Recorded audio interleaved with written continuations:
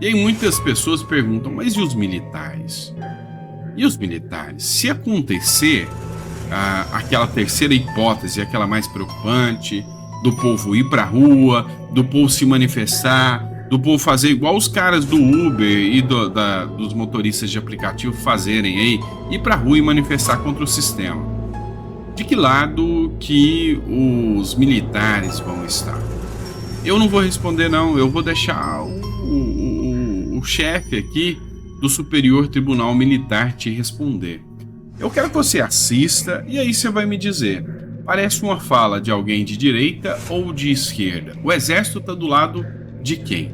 Jornal Razão, a esquerda quer um Brasil melhor, afirma presidente do Superior Tribunal Militar. Dá uma olhada no pensamento e no alinhamento dos militares que tanta gente teve confiança. E vem cá, quando o pessoal estava indo para as ruas se manifestar, lá em 2022, e eu fiz vídeo aqui falando, gente, vocês são insanos, vocês acham mesmo que os militares são uma solução do Brasil? Ah, mas eu fui xingado, eu fui ofendido, chamado de traidor, de isentão. Vocês lembram disso? Que eu falei, olha, vocês não têm que acreditar, jogar a bola em cima dos militares, não, que isso aí é loucura de vocês. O negócio agora é começar a fazer uma oposição séria, porque militar não vai resolver o problema de ninguém. Enquanto tava um monte de gente na rua lá, correndo risco de ser preso. Vocês lembram disso? Então, escuta aí agora, vamos ver se vocês vão gostar da fala do presidente do Superior Tribunal Militar. Para mim não existe o comunismo. No Brasil não existe. Nós vivemos outros tempos. O mundo mudou. O mundo não há mais a divisão, o muro de Berlim já caiu há muito tempo. E não existe no Brasil essa ideia de que existe o comunismo. O comunismo não acabou. E outra coisa, o presidente Lula é um sindicalista. Eu não vejo o presidente Lula, jamais o vi como um comunista. Porque as pessoas têm uma mania de pensar que ser de esquerda é ser comunista. Isso não existe.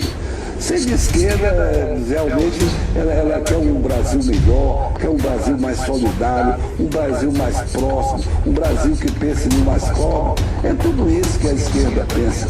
Então, ser de esquerda não é ser comunismo, e o comunismo, para mim, não existe no nosso país. E o senhor, conta pra gente, para encerrar, é de esquerda ou de direita? Nós militares não somos nem de esquerda, nem de direita e nem temos partido. Nós queremos o melhor para o Brasil. Eu acho que ele não viu a fala do Lula lá no Foro de São Paulo sobre o comunismo. Tenho certeza disso. Mas assim, ser de esquerda é querer o melhor para o Brasil. E você? É de direita ou de esquerda? Ah, eu quero o melhor para o Brasil.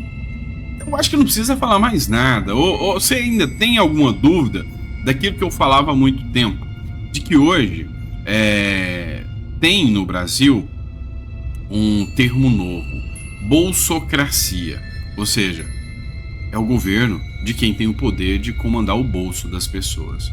Os militares, é só melhorar os cargos. Vocês viram que o comandante do exército recebeu aí uma gratificação de R$700 mil em 2 meses pelo governo Lula. Então é a bolsocracia funcionando perfeitamente no Brasil. É assim que funciona. É só dar privilégios. E aí você tem as cabeças que dominam o restante aos seus pés. E aí acabou o problema. Então, se você algum dia acreditou que os militares poderiam ser a solução do problema, talvez eu sinto muito em te dizer que era a mesma coisa de acreditar no coelhinho da Páscoa, né? Ou melhor, o coelhinho da Páscoa ainda é plausível, né? Talvez seu pai, sua mãe, há algum tempo comprava o ovo para você e era mais fácil de acreditar. Talvez é a mesma coisa de acreditar na cervejinha e na picanha que o Lula prometeu. Ou seja, não estão preocupados com o Brasil, nunca tiveram e é chato dizer isso. Mas quando eu alertei para vocês, para com manifestação, saiam das portas do quartel, eu estava certo. Eu argumentei, fui achincalhado, mas eu estava certo. Eu tinha visto muito bem que o sistema ali era o sistema que você já conhece, né? Ou seja, só mais do mesmo, né? O sistema tá todo dominado, tá todo tomado, tá certo?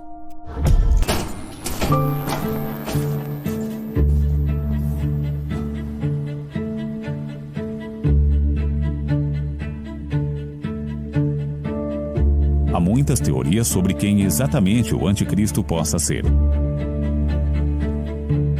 O livro de Apocalipse menciona as habilidades sobrenaturais do último grande líder da Terra. Nenhum ser humano será capaz de detê-lo.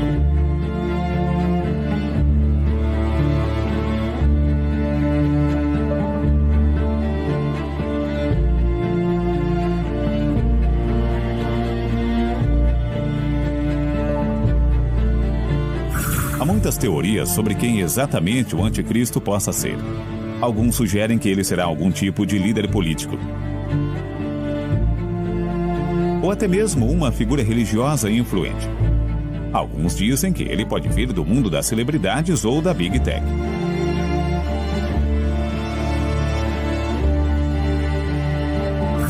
Estas são as novilhas vermelhas que aterrissaram no aeroporto de Ben Gurion. Rabis acreditam que as cinzas de uma novilha vermelha são necessárias para purificar os sacerdotes para servir no futuro templo.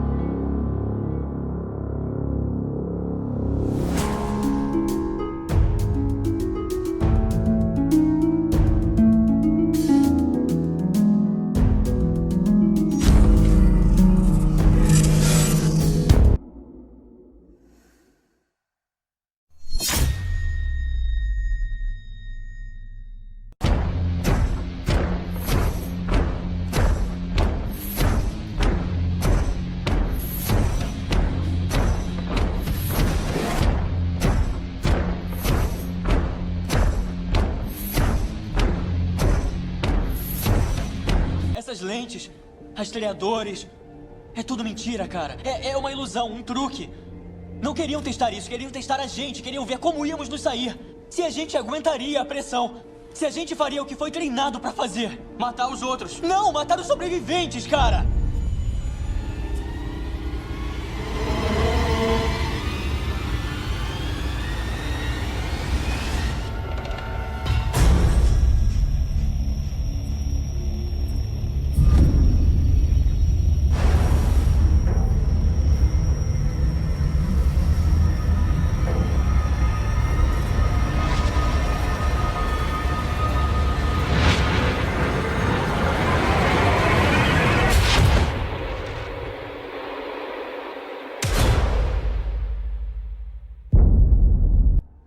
Mataram os sobreviventes.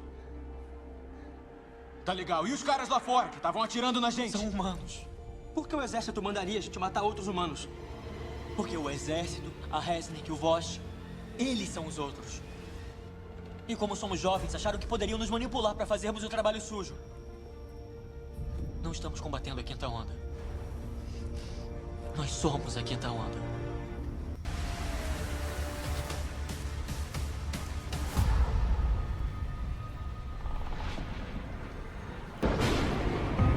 I watch CNN, I watch Fox, I watch CBS, and in this case, there's a lot of things not being said.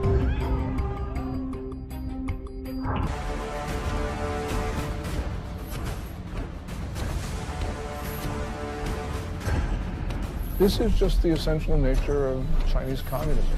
Chinese communism is evil. Every person it harms is directly attributable to the Chinese Communist Party.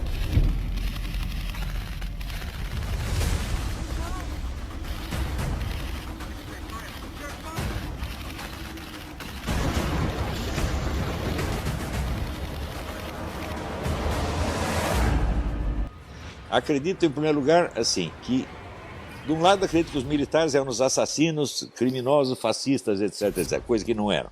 De outro lado, o pessoal da direita acredita que as Forças Armadas nos liberaram do comunismo. Tudo isso, então, mostra que a discussão está centrada em torno de adesões puramente sentimentais, puramente emocionais, sem nenhum fundamento histórico.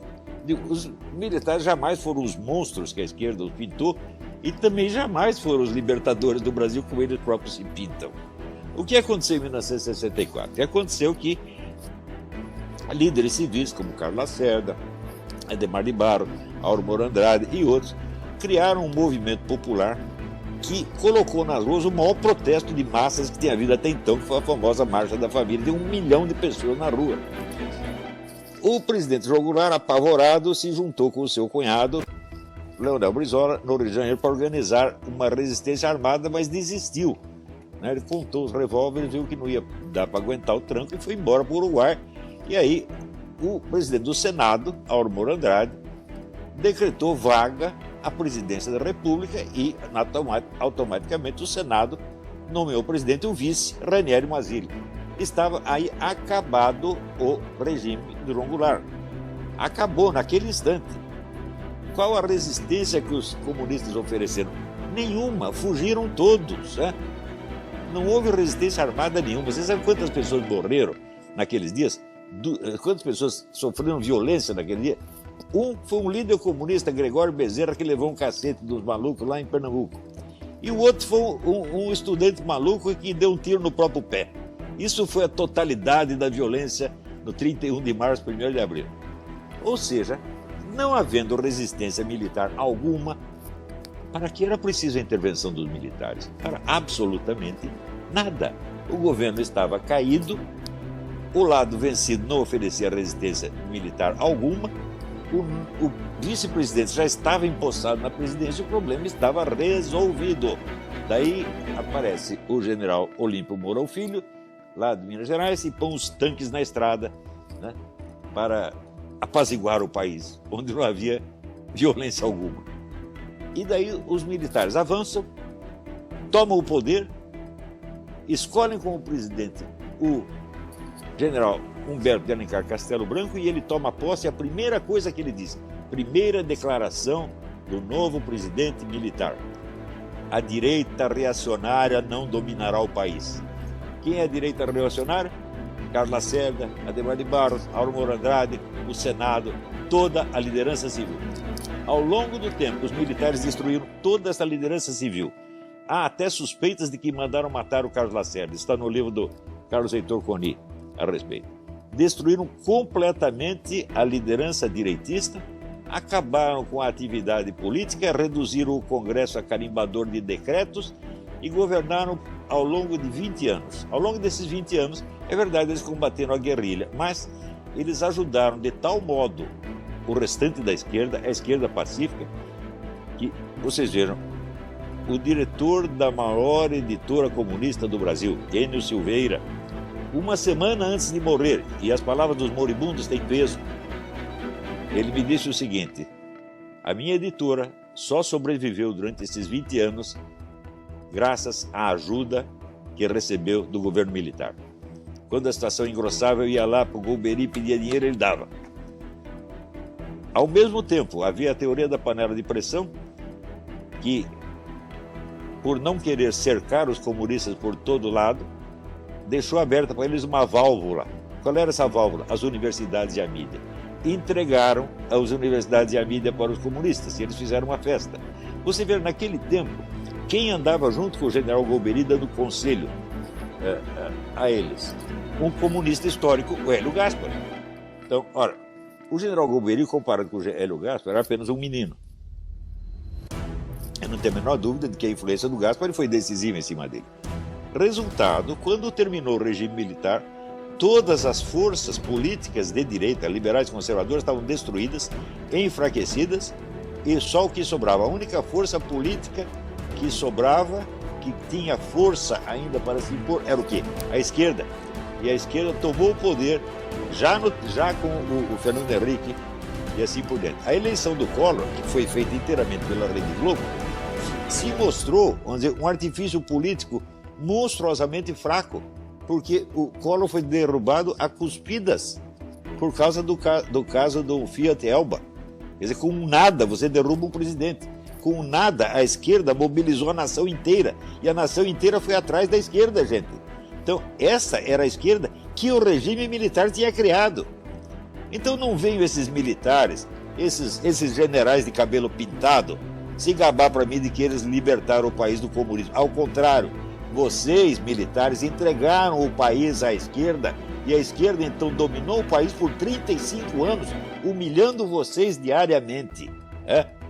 E eu, durante a década de 90, eu ainda fiz várias conferências em entidades militares, o Clube Militar do Rio de Janeiro, o Círculo Militar de Belo Horizonte, a Escola de Comando de Estado-Maior, a Escola de Guerra Naval, etc., etc., mostrando para eles a falsidade da campanha que a mídia estava movendo contra eles.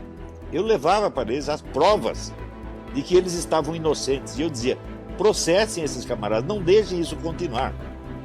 Mostrem para eles que caluniar as Forças Armadas tem algum preço. Eles nunca fizeram nada. No máximo, faziam uma notinha fiscal, notinha oficial, que era lida pelo comandante e pela mãe dele, e mais ninguém.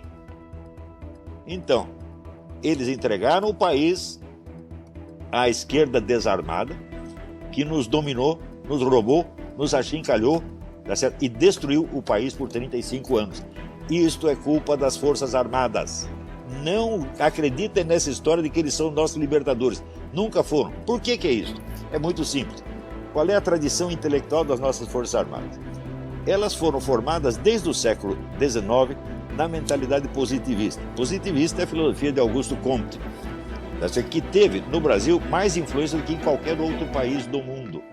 Quando houve a Guerra de 14, o discípulo dileto do Augusto Comte, Émile Chartier, apelidado Alain, escreveu: a causa desta guerra é que o mundo não seguiu o exemplo do Brasil, aderindo ao positivismo.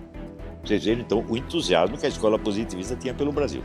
Ora, a ideia positivista é a extinção da atividade política e sua substituição por uma administração científica ditatorial, por uma ditadura de técnicos e militares. Esta é a doutrina positivista central. Eliminar, vamos dizer, a discussão política, a liberdade de discussão política e trocar tudo por concepções técnicas e científicas impostas desde cima por um governo de iluminados. Isto é a tradição central das nossas Forças Armadas. Se vocês estudarem direitinho a história das ideias políticas do Eric Voegelin, vocês verão que onde o positivismo conseguiu se impor, logo em seguida foi substituído pelo comunismo. Ele abre as portas para o comunismo. Veja, nos Estados Unidos, após o fim da guerra, a escola, os herdeiros de Augusto Comte, positivistas e neopositivistas, conseguiram dominar a universidade americana na base do boicote dos seus adversários. Isso está bem narrado no livro do filósofo australiano Harry Redknapp, The Malign Masters, os mestres malignos. Logo em seguida, em menos de 2 décadas, o positivismo já tinha sido substituído pelo comunismo, que dominou 100% a universidade americana. Vocês vejam o desastre que é esse positivismo. Dizem que o autor do positivismo, Augusto Comte, morreu louco. Eu acho que ele viveu louco o tempo todo. E isto foi a filosofia que mais influenciou os nossos militares até hoje.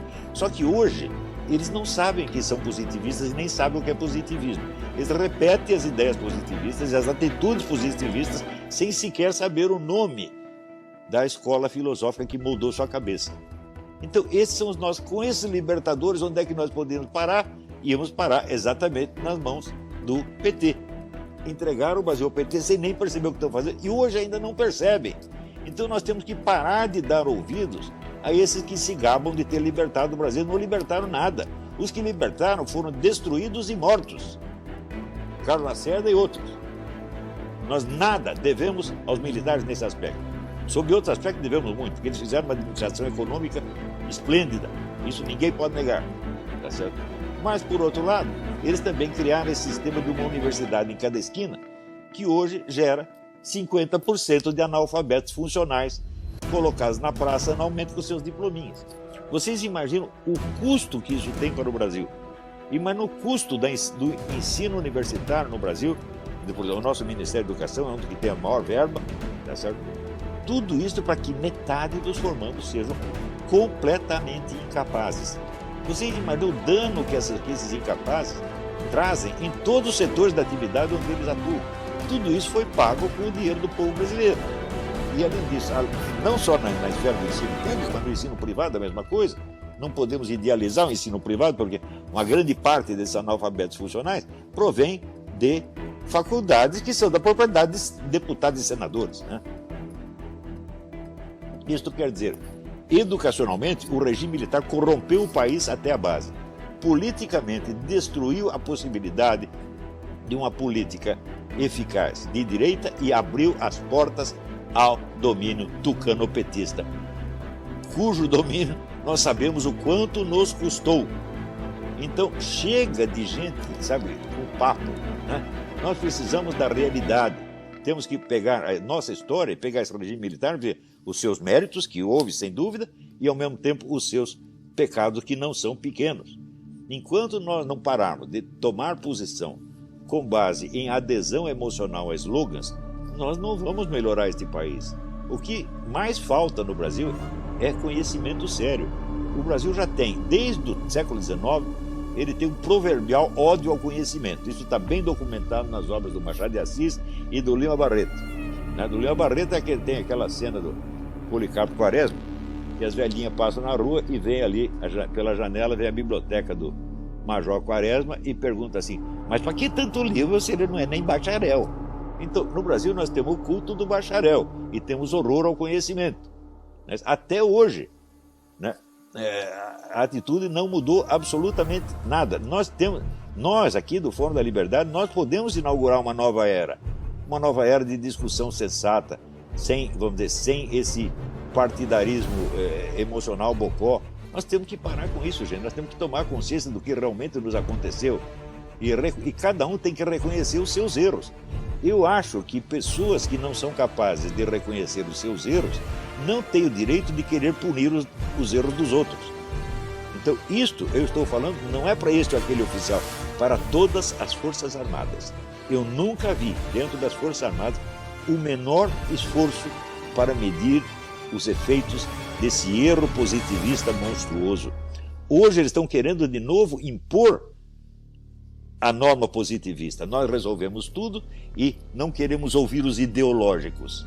Quer dizer, como se eles fossem científicos, como se o positivismo fosse uma teoria científica e não uma ideologia das mais grosseiras e mais enganosas que o mundo já conheceu. E pior, uma ideologia chega, vamos dizer, ao seu maior sucesso quando ela já não é reconhecida como ideologia. Quando ela penetrou de tal modo no senso comum que ela parece a realidade mesmo. Então, o positivismo ainda é o grande vitorioso no Brasil. E o positivismo não pode fazer face ao comunismo porque ele é o pai do comunismo. Ele abre as portas para o comunismo. Ele tapa a boca, vamos dizer, da direita, dos conservadores, dos cristãos, e daí sobra o quê? Um monopólio ideológico da esquerda, como aconteceu no Brasil, gente. Nós temos que tomar consciência, nós temos que acordar, tá certo? E não temos que ser bonzinho com ninguém.